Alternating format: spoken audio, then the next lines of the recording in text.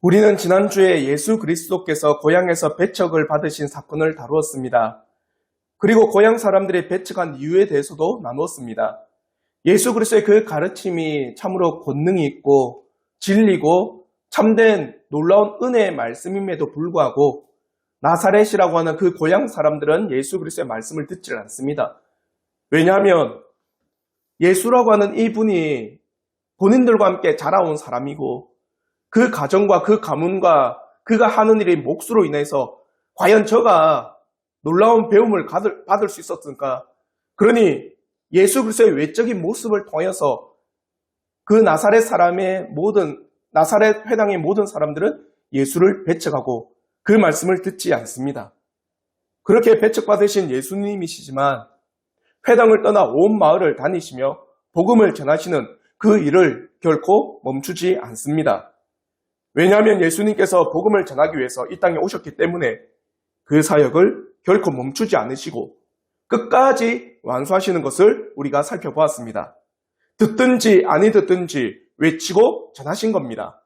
그리고 이어서 예수님께서는 그들의 제자를 보내시어 각 촌에 다니시며 복음을 전하게 하셨습니다.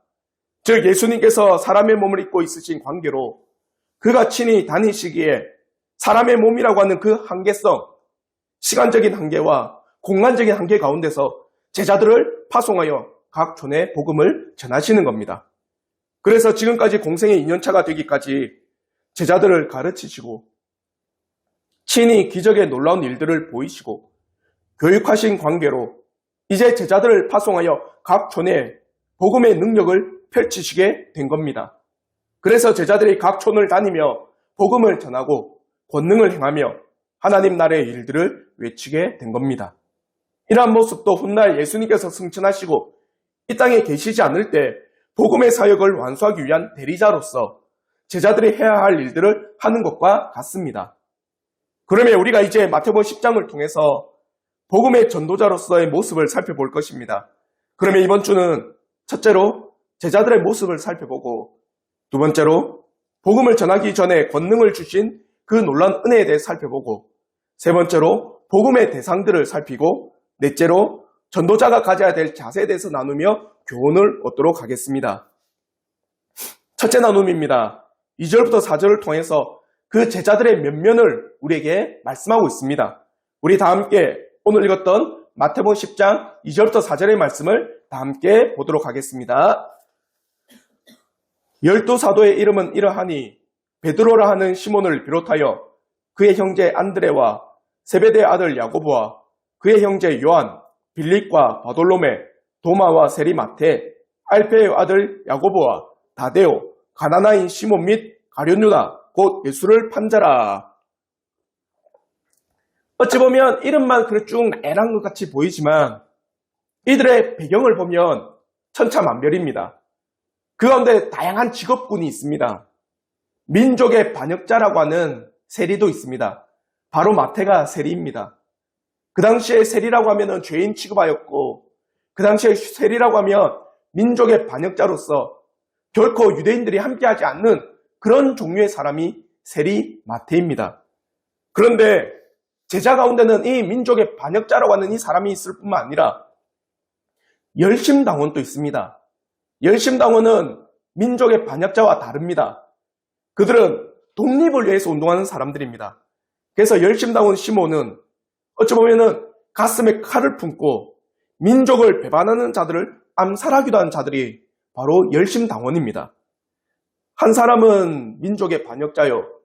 한 사람은 열심당원으로 애국지사와 같은 그런 사람이 함께 제자를 형성하고 있다는 겁니다. 또한 법으로서 배우지 못한 사람들도 이 가운데 들어 있습니다. 베드로뿐만 아니라 야고보, 요한, 안드레, 빌립 이 5명은 업으로서 그 당시에 배움이라고 하는 것은 너무나도 낮고 많은 학문적인 그런 소양도 없는 그런 사람임에도 불구하고 예수님의 제자 가운데 포함되어 있습니다. 그 외 수많은 직업 가운데서 다양성을 보이고 있습니다. 그러면 어떤 사람은 이렇게 물어봅니다. 예수 그리스도의 그 복음을 전하기에 앞서서 좀 촉망받고 인정받고 그래도 제자로 세우려고 하실 때 어느 직업군 이상으로 세우는 게 더 낫지 않겠느냐. 그러나 주님께서는 사람들의 생각, 사람들이 보는 눈으로 그들을 세우지 않고 주님께서 주의 뜻 가운데 이들을 세워 나갔다라는 겁니다. 두 번째로 다양한 성격도 있습니다. 마가복음 3장 17절의 말씀에 야고보와 형제 요한에 대해서 이렇게 이야기합니다. 마가복음 3장 17절에 또 세베대의 아들 야고보와 야고보의 형제 요한이니 이 둘에게는 보아너게 곧 우레의 아들이란 이름을 다하셨으며, 한마디로 야고보와 그의 형제 요한에게 별명이 뭐냐? 우레의 아들이라고 합니다. 왜 우레의 아들이냐? 성격이 불같아서 그럽니다. 왜 성격이 불같으냐? 예수님께서 사마리아에 복음을 전할 때 사마리아 사람들의 배척하는 일이 발생합니다. 그게 바로 누가복음 9장 54절의 말씀입니다. 제자 야고보와 요한이 이를 보고 이르되 주여 우리가 불을 명하여 하늘로부터 내려 저들을 멸하라 하기를 원하시나이까. 한마디로 사마리아 사람이 예수님의 가르침을 배척하니 그 야고보와 요한이 하늘로 명하여 불을 내려 저 사람들을 멸하기를 바라십니까? 그래서 보아너게 우레의 아들이라 이야기합니다. 그 당시에 유대인들은 사마리아 사람을 죄인 취급하였습니다. 왜냐하면 그들은 혼혈인이요, 종교도 혼합적인 종교를 띠기 때문에 사마리아인이라고 할 때는 결코 그들이 함께하지 아니하는 그런 죄인이요, 어찌 보면 혼합민족으로서 결코 유대인의 민족이 아닌 그런 사람이기에 그들은 취급도 하지 않고 상종하지 아니한 그런 민족이 사마리아 민족입니다. 그런데 예수님을 배척하니 이 야고보와 요한이 그 사마리아 사람들에게 불을 명하여 이들을 멸하기를 바라십니까? 라고 외치는 겁니다. 한마디로 이들의 성격은 너무나도 불같아서 어찌 보면은 그 마음에 다혈질적인 그런 성격을 가지고 있는 사람이 야고보와 요한이라고 할 수 있습니다. 이에 비해서 도마는 의심이 가득한 자입니다. 우리가 잘 알고 있듯이 사도들이 주님이 부활하였다고 해도 믿지 않고 하는 말이 있습니다. 요한복음 20장 25절의 말씀입니다. 다른 제자들이 그에게 이르되 우리가 주를 보았노라 하니 도마가 이르되 내가 그의 손에 못자국을 보며 내 손가락을 그 못에 못자국에 넣으며 내 손을 그 옆구리에 넣어 보지 않고는 믿지 아니하겠노라 하니라. 다른 말로 하면 현실주의자입니다. 내가 직접 그것을 경험해 보지 않고는 나는 믿지 않겠습니다. 의심도 많고 부정적이고 현실주의자며 어찌 보면은 자기가 경험하지 못하고는 결코 그 사실에 대해서 믿지 않겠노라라고 말하는 게 도마입니다. 어떤 사람은 불같은 성격을 가지고 있는 반면에 어떤 사람은 현실주의자적인 그런 성격을 가지고 예수를 자기가 직접 보지 아니하면 만지지 아니하면 믿지 않겠노라고 의심이 많은 사람도 있었습니다. 또한 베드로는 어떻습니까? 즉흥적이요. 말보다는 행동이 앞선 사람입니다. 그러면 주님께서 가이사라 빌립보에서 사람들이 나를 누구라 하느냐 할 때 베드로는 위대한 신앙 고백을 합니다. 마태복음 16장 16절부터 18절의 말씀입니다. 시몬 베드로가 대답하여 이르되 주는 그리스도시요 살아계신 하나님의 아들이시니이다. 예수께서 대답하여 이르시되 바요나 시몬아 내가 복이 있도다. 이를 내게 알게 하니는 혈육이 아니요 하늘에 계신 내 아버지시니라. 또 내가 내게 이르노니 너는 베드로라. 내가 이 반석 위에 내 교회를 세우리니 음부의 권세가 이기지 못하리라. 위대한 신앙 고백과 더불어 주님께서 이 반석 위에 내 교회를 세운다고 했던 이 어찌 보면 위대한 인물과 같은 그런 고백을 받은 자가 베드로입니다. 그런데 바로 뒤에 어떤 말이 나오느냐? 마태복음 16장 22절에 이렇게 말합니다. 베드로가 예수를 붙들고 항변하여 이르되 주여 그리 마옵소서 이 일이 결코 주께 미치지 아니하리이다. 이게 어떤 말이냐면 이런 위대한 신앙 고백을 한 후에 예수님께서 베드로와 그 사도들에게 이제 내가 저 지도자들에게 잡혀 대제사장 무리에게 잡혀 십자가를 지고 죽음을 맞이하게 된다. 그러자 베드로가 예수를 붙들고 항변하여 이르되, 여기서 항변하다라는 말은 옛날에는 가나다라는 표현을 했었지만 오늘날 성경에서는 항변하다라는데 헬라어로 에르사토 에피티민이라고 하는 단어입니다.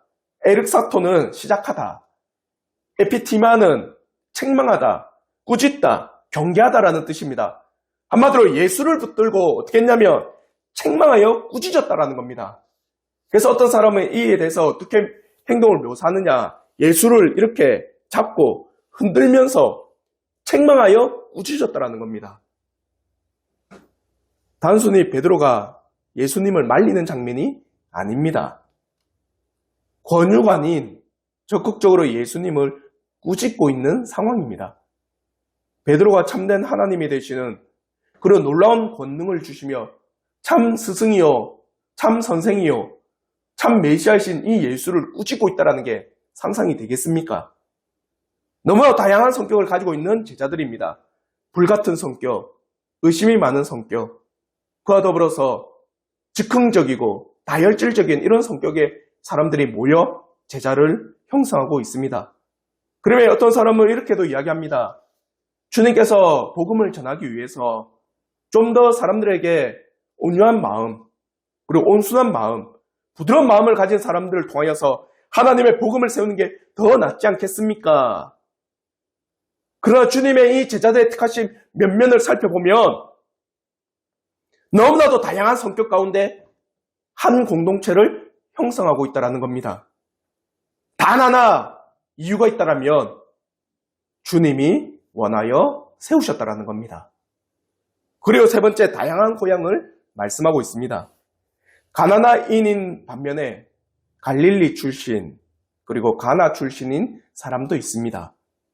다양한 지역적 출신 가운데 주님께서는 제자들을 택하여 세우셨습니다. 우리 같으면 그래도 세련된 도시, 수도의 사람들을 택하여 세우셨다면 많은 문명을 접하였고 사회가 어떻게 돌아갔는지 잘 알고, 그래서 사람들의 필요를 잘 알고 대처하여 주의 일을 더 잘할 수 있었을 것이라고 생각할 수도 있지만, 주님께서는 다양한 고향을 가진 다양한 지역의 사람들을 택하여 제자로 세우신 겁니다. 주님께서는 다양한 성격, 다양한 직업, 다양한 고향, 다양한 학군, 다양한 나이를 불문하고 주님이 뜻하시는 대로, 주님이 원하시는 대로 제자들을 택하여 복음의 일들을 맡기셨다는 사실입니다. 그러면 이들에게 필요한 것이 있습니다. 바로 권능입니다. 그러면 우리가 두 번째로 나누는 것은 바로 주님께서 제자들을 파송하시기 앞서서 그 권능을 주시고 제자들을 파송했다는 사실입니다. 이것은 사도행전 1장 8절에도 동일하게 말씀하고 있습니다. 사도행전 1장 8절에 오직 성령이 너희에게 임하시면 너희가 권능을 받고 예루살렘과 온 유대와 사마리아와 땅끝까지 이르러 내 증인이 되리라 하시니라. 권능을 주시는 주체는 성령 하나님입니다. 오늘 본문의 말씀, 마태복음 10장 1절의 말씀에서도 권능을 주시는 분은 예수님입니다. 그러면 마태복음 10장 1절에 이렇게 말씀합니다. 예수께서 그의 12 제자를 부르사 더러운 귀신을 쫓아내며 모든 병과 모든 약한 것을 고치는 권능을 주시니라. 사도행전 1장 8절에서도 성령 하나님께서 권능을 주셨고, 오늘 읽었던 마태복음 10장 1절에서도 예수, 참된 하나님이신 예수께서 권능을 주셨습니다. 제자들의 면면이 하나님의 복음을 전하기에 너무나도 부적절해 보이고, 하나님의 일들을 하기에 매우 보잘것없이 보이고, 하나님의 복음의 일들을 하기에 매우 하찮게 보일 수 있습니다. 그러나 그들을 세우신 분은 예수님입니다. 그들을 부르신 분도 예수님입니다. 하나님의 복음의 일들을 하기 위해 각 촌으로 보내신 분도 예수님 그리스도이십니다. 그러면 예수님께서는 이들을 보내심에 그냥 보내지 않냐고 권능을 주시며 병도 고칠 수 있도록, 그와 더불어서 귀신도 쫓아내며 약한 자를 돌볼 수 있도록 그들에게 능력을 더하시고 보내셨다라는 사실입니다. 이것이 무엇을 뜻합니까? 우리 스스로는 아무것도 할 수 없다. 예수께서 우리에게 은혜를 베풀지 아니하면 우리에게 어떠한 능력도 나타나지 않는다라는 것을 우리에게 분명히 가르쳐주고 있습니다. 그러므로 빌립보서 4장 11절부터 13절의 말씀을 또한 우리는 고백할 수 있습니다. 내가 궁핍함으로 말하는 것이 아니라 어떠한 형편에든지 나는 자족하기를 배웠노니 나는 비천에 처할 줄도 알고 풍부에 처할 줄도 알아. 모든 일, 곧 배부름과 배고픔과 풍부와 궁핍에도 처할 줄 아는 일체의 비결을 배웠노라. 내게 능력 주시는 자 안에서 내가 모든 것을 할 수 있느니라. 내가 궁핍함 가운데 견디고 인내하는 것도 내가 어떤 형편에 처하든 그 스스로 만족할 수 있는 것도 내 능력이 아닙니다. 내게 능력 주시는 자 안에서 그렇게 할 수 있습니다. 사랑하는 성도 여러분, 제자들의 면면을 살펴보면 이들을 통해서는 복음을 전하기에는 매우 부적절해 보입니다. 불같은 성격에, 의심이 많은 성격에, 다혈질적인 성격에, 또 배우지 못한 어부에, 그와 더불어서 열심나원과 죄인과 같은 마태, 수많은 다양한 고향. 그러나 이들이 할 수 있는 것은 무엇입니까? 예수께서 이들에게 보내심에 있어서 권능을 주셨기 때문에 이들은 복음을 전할 수가 있습니다. 지금 택하신 제자들이 각 촌에 돌아다니면서 천국 복음을 전할 수 있는 것도, 예수 그리스도의 놀라운 말씀을 외칠 수 있는 것도, 이들이 각 촌을 다니며 수많은 능력을 행할 수 있는 것도 그들의 능력이 아니라 예수님께서 주신 권능이라는 사실을 우리에게 분명히 가르쳐주고 있습니다. 그래 있어서 세 번째, 복음의 대상에 대해서도 오늘 우리에게 말씀하고 있습니다. 우리 5절부터 7절의 말씀에 주님께서 제자들을 파송함에 있어서 어떻게 가라, 어디로 가라 분명히 말씀하고 있습니다. 다 함께 마태복음 10장 5절부터 7절 말씀 다 함께 보도록 하겠습니다. 예수께서 이 12를 보내시며 명하여 이르시되 이방인의 길로도 가지 말고 사마리아인의 고을에도 들어가지 말고 오히려 이스라엘 집에 잃어버린 양에게로 가라. 가면서 전파하여 말하되 천국이 가까이 왔다 하고, 천국 복음을 전함에 있어서 이방인의 길로 가지 말라고 합니다. 그와 더불어 이스라엘 집에 잃어버린 양에게로 가라. 이스라엘 집에 잃어버린 양은 바로 유대인을 말합니다. 한마디로 이방인 땅에 들어가지 말고 누구에게 복음을 전하라? 유대인에게 복음을 전하라. 그러면 왜 주님께서는 이방인의 길로 가지 말라고 합니까? 주님께서는 분명히 사마리아 성에 복음을 전했습니다. 사마리아 길에서 우물가 여인을 만나며 복음을 전했습니다. 그와 더불어 백부장의 종을 고치기도 했습니다.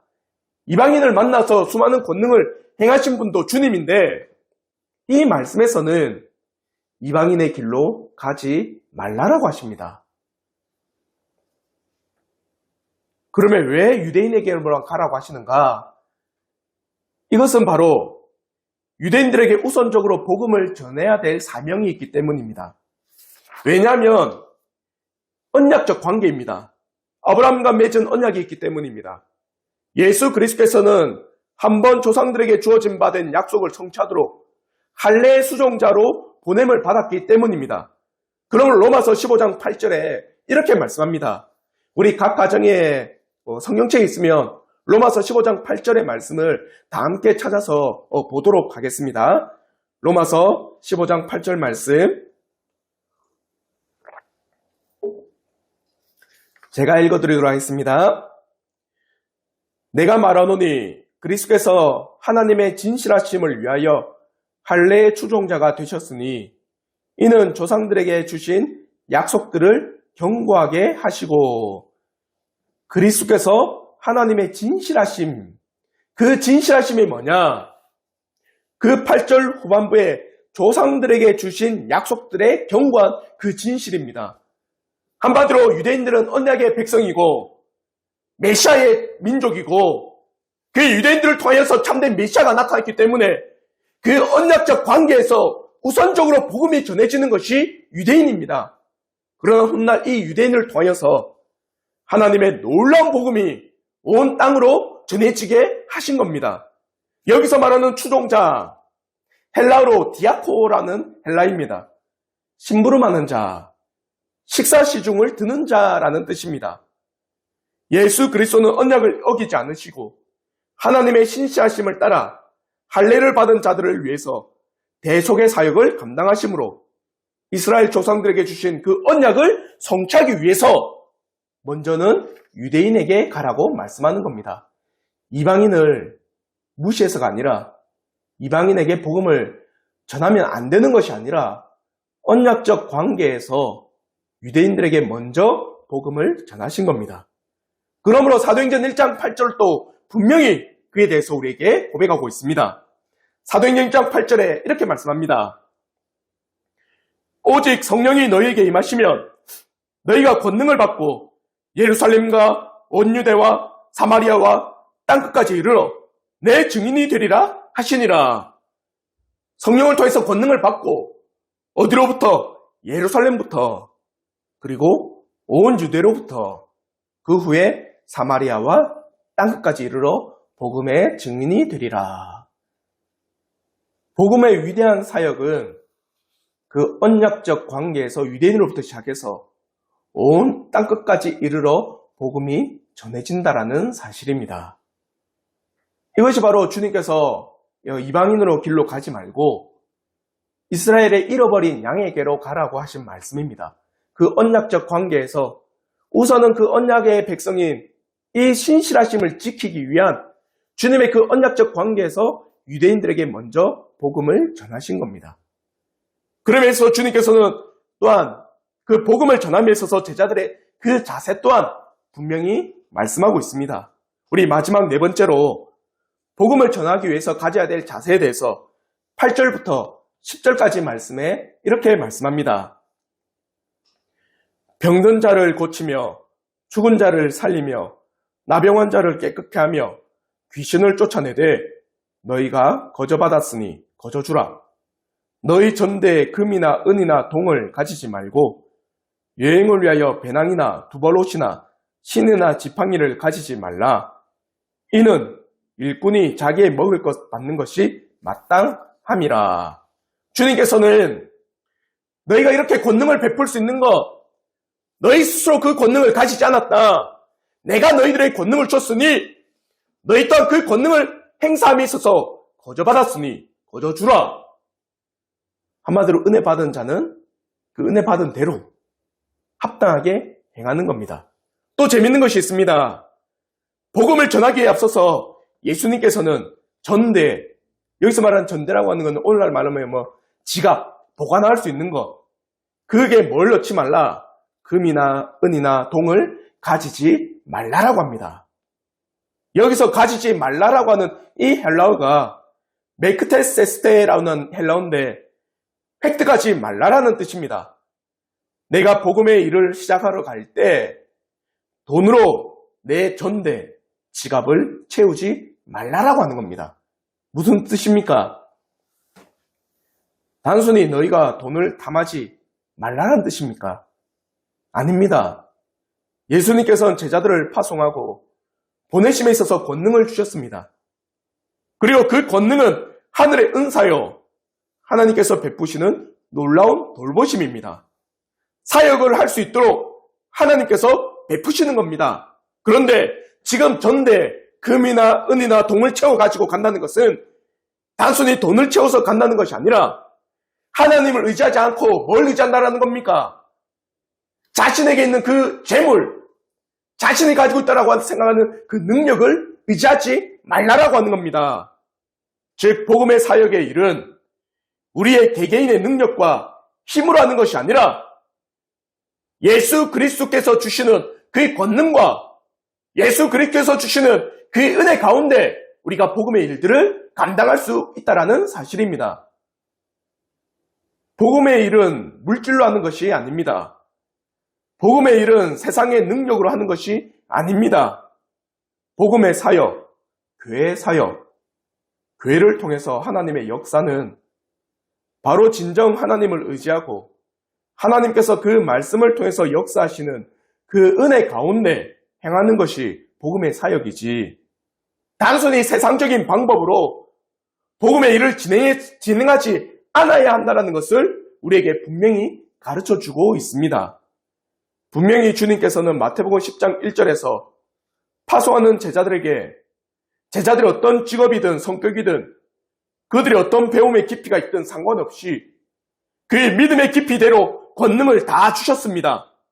그러면 12사도들은 예수님께서 주신 그 권능을 가지고 복음의 사역을 각 마을을 돌아다니며 행하는 것이지, 지금 자신이 어느 정도 가지고 있으니 내가 안심하고 이제 복음의 사역을 진행하는 것도 편하고 좋겠구나라고 하며 자신을 의지하지 않아야 한다는 사실을 분명히 말씀하고 있습니다.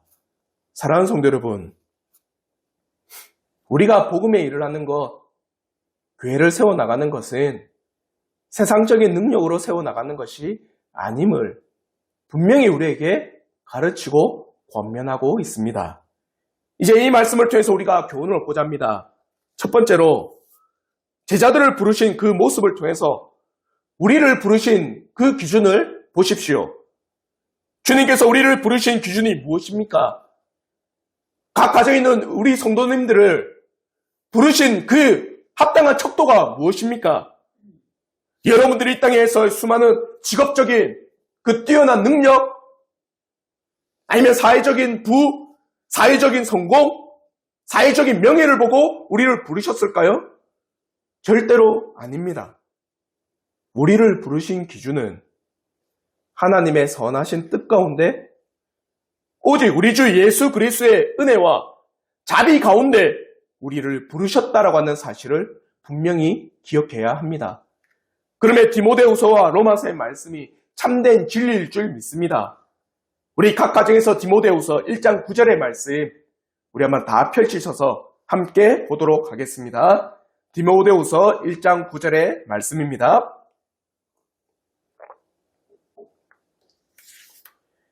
하나님이 우리를 구원하사 거룩하신 소명으로 부르심은 우리의 행위대로 하심이 아니요 오직 자기의 뜻과 영원전부터 그리스도 예수 안에서 우리에게 주신 은혜대로 하심이라. 이 말씀 가운데 우리를 부르신 기준이 보이십니까? 우리의 행위대로 부르신 것이 아닙니다. 내가 이 땅에서 높은 직위를 가졌기 때문에 하나님 나라의 일을 더 잘할 수 있기 때문이 부른 것이 아닙니다. 내가 이 세상에서 다른 이에 비해서 더 부유한 환경이기 때문에 나를 부르셔서 하나님의 복음의 일을 맡기신 것이 아닙니다. 전적으로 하나님의 뜻과 영원전부터 예수 그리스도 안에서 우리를 부르신 그 은혜대로 우리를 부르셨다라는 사실입니다. 그러므로 로마서 9장 11절에도 분명히 이렇게 말씀합니다. 그 자식들이 아직 나지도 아니하고 무슨 선이나 악을 행하지 아니한 때 택하심을 따라 되는 하나님의 뜻이 행위로 말미암지 않고 오직 부르시는 이로 말미암아 서게 하려 하사. 우리의 부르심은 우리의 행위도 사회적 어떠한 기준도 사회적 위치도 우리의 부도 우리의 사회적 명예도 아닌 오직 그의 은혜로 말미암아 우리를 부르셨다라는 사실입니다. 각 가정에 있는 우리 성도들, 어떠한 자도 하나님 앞에 죄인이지 않는 성도들이 없습니다. 이 자리에는 우리 모든 사람들은 하나님 앞에 죄인입니다. 그러나 그 죄인들을 어떤 기준으로서 부를 수 있겠습니까? 하나님의 뜻이 아니고서는, 예수 그리스도의 놀라우신 은혜의 뜻이 아니고서는 우리를 부르신 그 이유에 대한 합당한 이유를 찾지 못하는 것입니다. 사랑하는 성도 여러분, 저와 여러분을 부르신 건 전적인 하나님의 주권의 은혜입니다. 그러므로 여러분을 부르신 하나님의 전적인 주권의 은혜 가운데 또 우리 주 예수 그리스도께서 우리를 부르신 합당한 은혜를 한 걸음 한 걸음 실천하며 나가기를 진심으로 바랍니다. 그것이 두 번째, 우리를 왜 부르셨는가? 주님께서 왜 12사도를 택하여 그들을 2년 동안 가르치셨는가? 그것은 바로 주의 복음의 일을 감당하도록 하기 위함입니다. 그러면 우리는 어떻게 복음의 사역을 감당하도록 하셨는가? 많은 방법이 있습니다. 물론 우리의 삶을 통하여서 복음의 사역을 진행할 수 있습니다.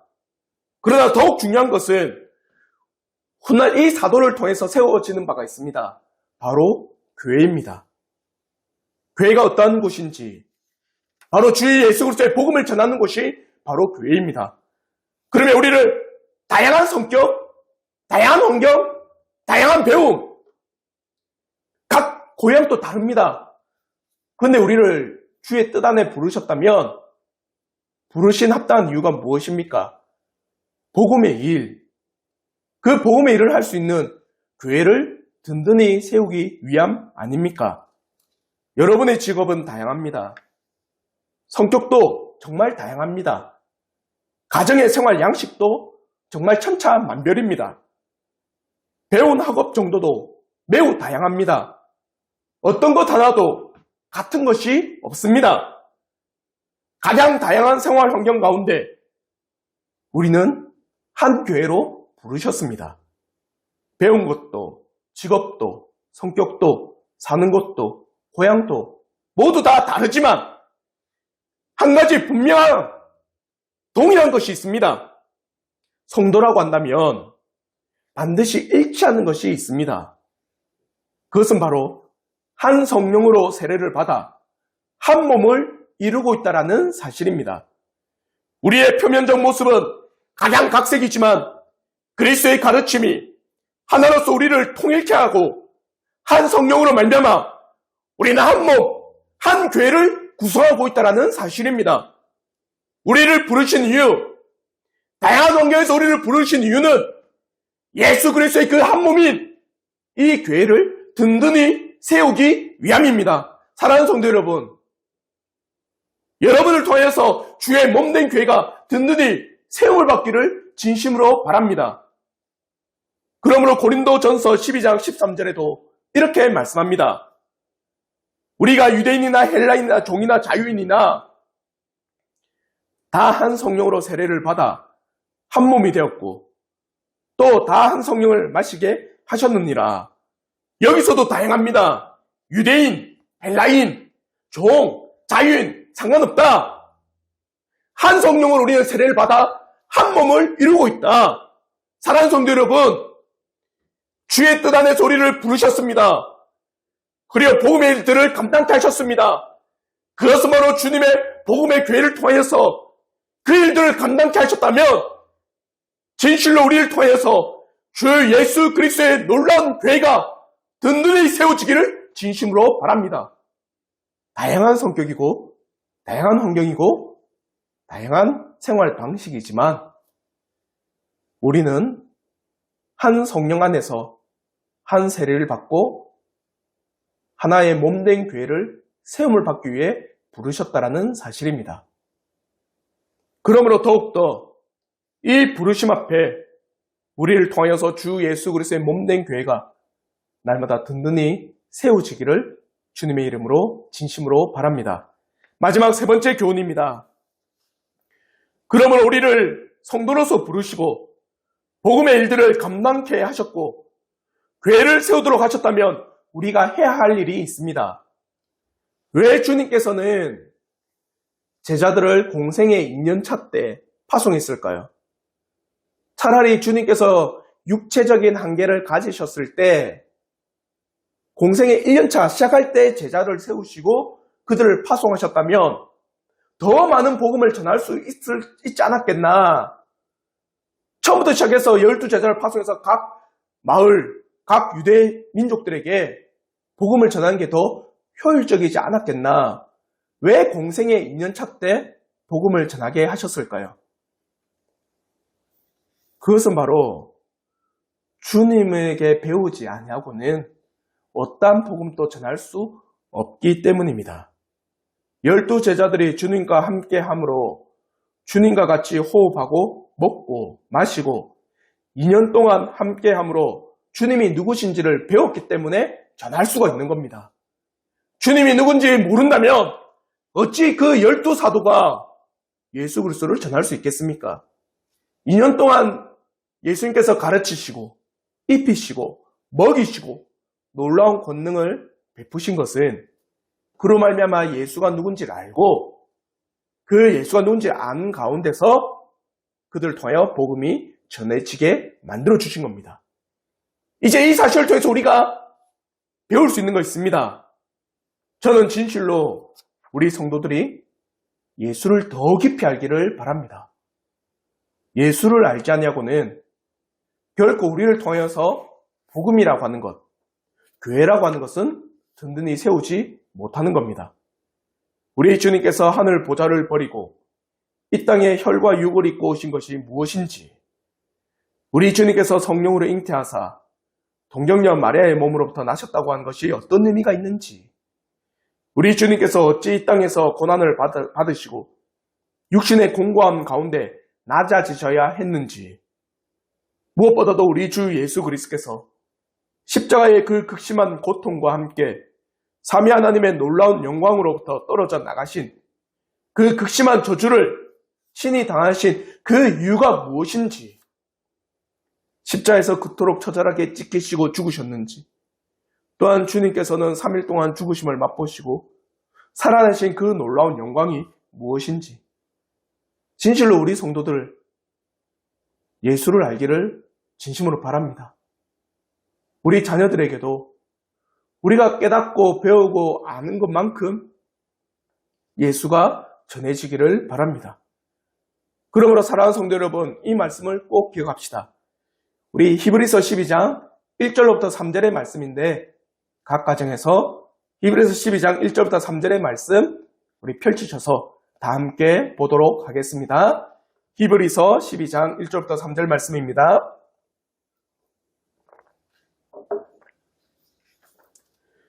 이러므로 우리에게 구름같이 둘러싼 허다한 증인들이 있으니 모든 무거운 것과 얼매기 쉬운 죄를 벗어버리고 인내로서 우리 앞에 당한 경주를 하며 믿음의 주요 또 온전하게 하시는 이인 예수를 바라보자. 그는 그 앞에 있는 기쁨을 위하여 십자가를 참으사 부끄러움을 개의치 아니하시더니 하나님 보좌 우편에 앉으셨느니라. 너희가 피곤하여 낙심하지 않기 위하여 죄인들이 이같이 자기에게 거역한 일을 참으신 일을 생각하라. 경주를 하듯이 믿음의 주, 우리를 온전케 하시는 이인 예수를 바라보십시오. 경주를 한다는 게 뭡니까? 한마디로 열심을 다하여, 최선을 다하여, 열렬함을 가지고 예수 그리스도를 안다라는 겁니다. 저는 우리 온 성도들이 정말 예수를 아는 일에 온 마음이 기울여지기를 전 진심으로 바랍니다. 우리 온 성도들이 정말 예수를 아는 일에 온 마음에 열정이 있기를 바랍니다. 우리 온 성도들이 예수를 아는 일에 모든 중심과 생각과 마음이 있기를 저는 진심으로 바랍니다. 진실로 내 영혼이 참된 주 예수 그리스도를 볼 수만 있다면 지금 우리를 거두신들 그날이 기쁨의 날이 되지 않겠습니까? 그러므로 요한복음 8장 56절에 아브라함에 대해서 이렇게 말합니다. 요한복음 8장 56절에 너희 조상 아브라함은 나의 때 볼 것을 즐거워하다가 보고 기뻐하였느니라. 아브라함은 직접 예수 그리스도를 보지 못했습니다. 그러나 예수 그리스도가 이 땅에, 즉 메시아가 이 땅에 온다는 사실은 알았습니다. 그러니 그 메시아를 얼마나 보고 싶어 했겠습니까? 근데 뭐라고 합니까? 나의 때 볼 것을 즐거워하다가 보고 기뻐하였느니라 라고 말합니다. 보았을 때 얼마나 기뻐하는가? 우리의 참된 메시아이신 예수를 직접 눈으로 보고 직접 그와 교제하는 그 기쁨이 얼마나 기쁜가? 사랑하는 성도 여러분, 주님에 대해서 알아가는 기쁨이 있기를 진심으로 바랍니다. 주님이 어떠한 분인지를 배우고 습득하고 깨닫고 깊이 마음에 새겨지는 은혜가 있기를 진심으로 바랍니다. 그 가운데 우리를 부르신 그 복음의 일들을 감당토록 하신 그 놀라운 역사가 일어날 줄 믿습니다. 우리가 예수를 아는 것만큼, 우리가 예수를 깨달은 것만큼, 또 우리의 몸된 교회가 주 예수 그리스도의 복음에 더 깊어지는 것만큼 주의 복음의 일들을 충실히 감당할 줄 믿습니다. 사랑하는 성도 여러분, 또한 일주일 동안의 삶을 살아갈 것입니다. 그럼에 있어서 하루하루를 예수를 묵상하시며 예수를 기억하시며 예수를 알아가는데 온 마음이 쏟아지는 우리 온 성도들 되길 주님의 이름으로 축원합니다. 기도하겠습니다.